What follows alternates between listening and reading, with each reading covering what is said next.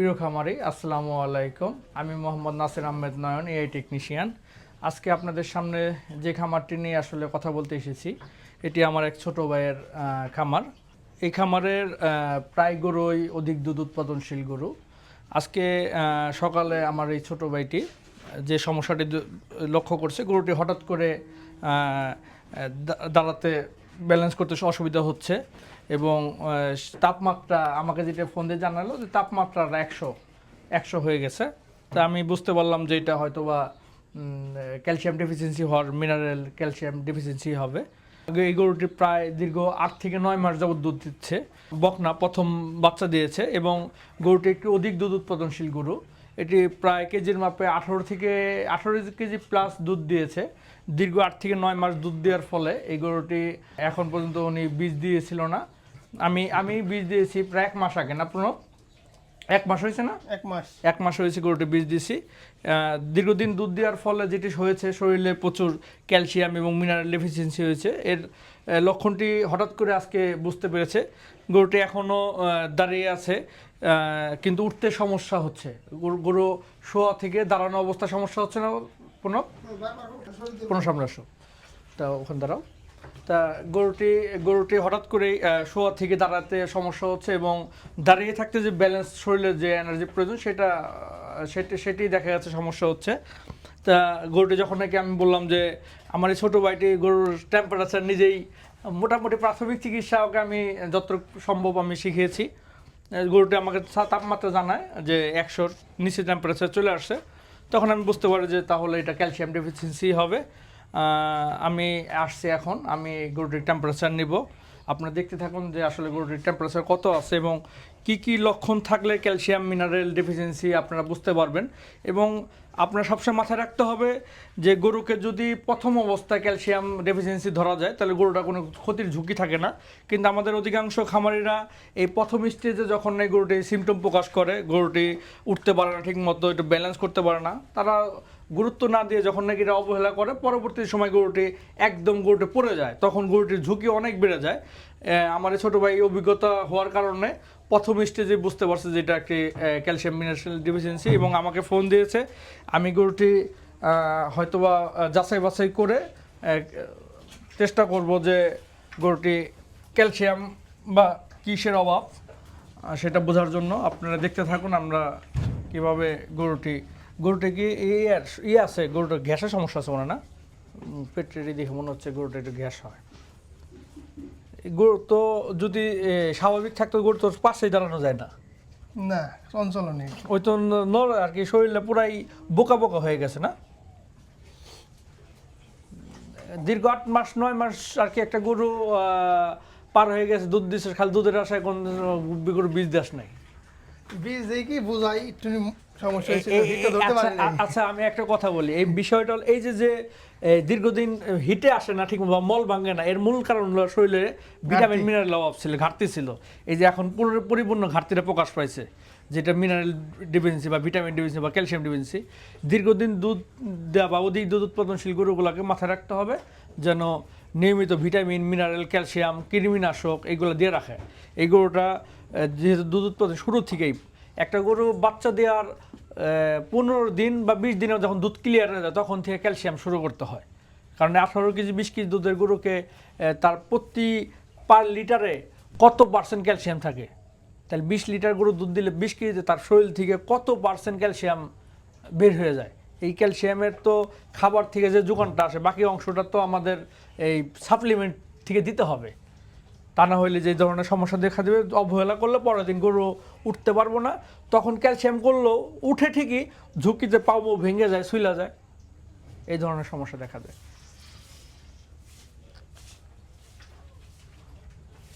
Temperature 100 আছে, তুই যেরকম আছে 100 একটু বেশি আছে, 100 আছে, তার মানে সাবনর্মাল টেম্পারেচার থেকে তাপমাত্রা কমে গেছে।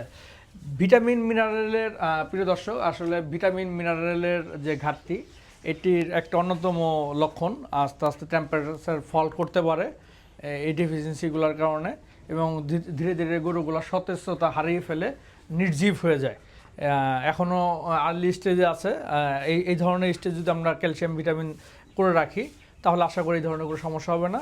আমি আমার উপজেলা নির্বাহী অফিসার উপজেলা ভেটেরিনারি সার্জনের পরামর্শে এই ধরনের গরুগুলোকে চিকিৎসা দিয়ে থাকি। এখন আমরা এগুলোকে ক্যালসিয়াম সাপ্লিমেন্টারি রগে দেবো। আপনারা দেখতে থাকুন কীভাবে আমরা ক্যালসিয়াম বেইনে দিই।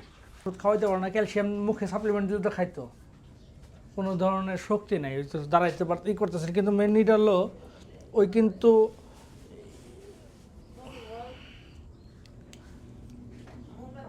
একটু ক্যালসিয়াম ঢোকার পরে কিন্তু দাঁড়াই যাবো, তখন কিন্তু শুয়ে থাকবো না, হাত পা বাইদা করে ঠিক আছে, দাঁড়া করাই দিই একেবারে। হ্যাঁ,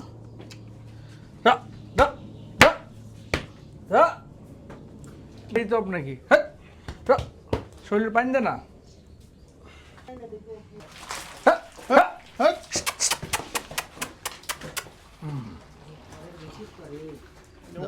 করে উথাল পাতাল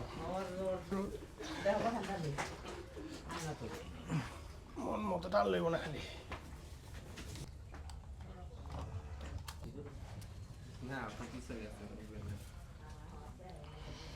ওই পাশে আমু বাসায় থাক, দেখি কানে মনে দেওয়া যায়। তুমি ওই জায়গা যাও, ওই জায়গায় বসো, বাইরে যাবো? মাথা ধরো ভিতরে? হ্যাঁ ভিতরে ওই জায়গায় বসো। আচ্ছা বাজান,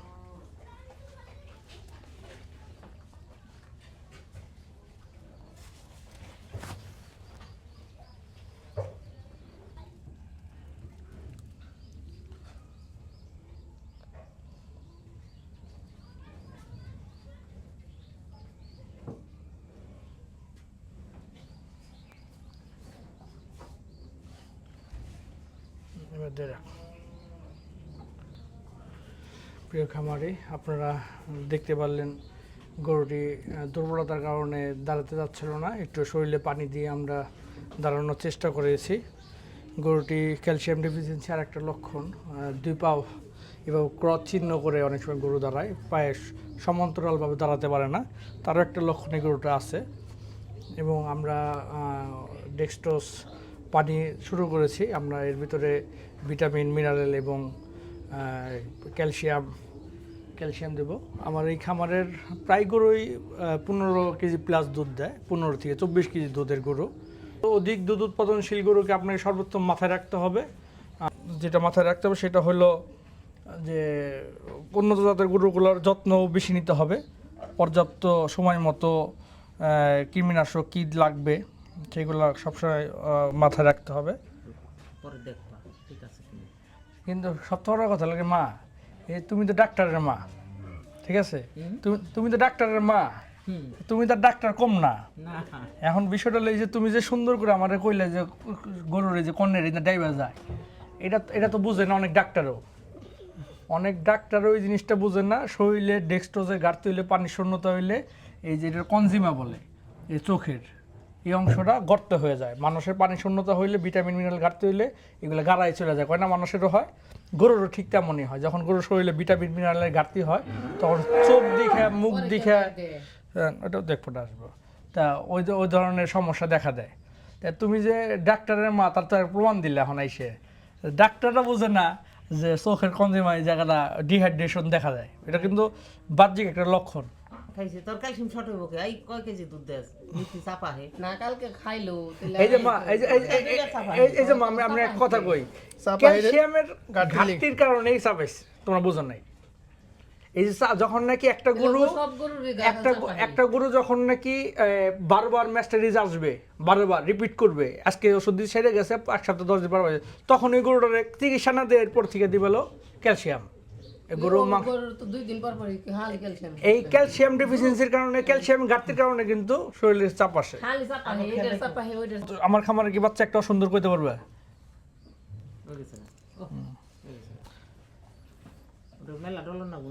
না ফুলে না, একটু ফুলে না, বান্ধা থাকতে ইনজেকশনগুলো দিয়ে দিই। হ্যাঁ, 2টা ভিটামিন বাকি আছে, AD3 ভিটামিনটা খুব জরুরি। আপনার ঠিক মতো গাভিন ভেট বুঝলে তো এতদিন বাদ দিয়ে দিতেন। সমস্যা তো তুমি তো শুরুতে যদি এটার ভালো ভিটামিন দেছই। হ্যাঁ, এদিকে আসো। আমার মনে হয় তাই ডাক পারে নাই। হ্যাঁ, শরীরে এনার্জি নাই তো, এনার্জি নাই, ডাক পারে নাই, জম্বে হালকা পাতলা গরম হয়ে গেছে গা। হ্যাঁ, পুরোপুরি হয় নাই। ও বাবা ডরাই গো। প্রিয় খামারি, আপনারা দেখতে পেলেন আমরা গরুটিকে কিভাবে আসলে বেইনে ক্যালসিয়াম পুশ করলাম। ক্যালসিয়ামের সাথে সাথে ভিটামিন, মিনারেল, কিছু সাপ্লিমেন্টারি আমরা দিলাম। এই ধরনের সমস্যা পেলে আপনারা দ্রুত উপজেলা ভেটেরিনারি সার্জন হলো লকটা ফেলে দেবো। উপজেলা অফিসার, তার সাথে শরণাপন্ন হবেন, কারণ এই ধরনের সমস্যা যত দ্রুত আপনারা টেক ওভার করতে পারবেন তত দ্রুত আপনাদের গরুটি ঝুঁকিমুক্ত হয়ে যাবে। ধন্যবাদ। আসসালামু আলাইকুম।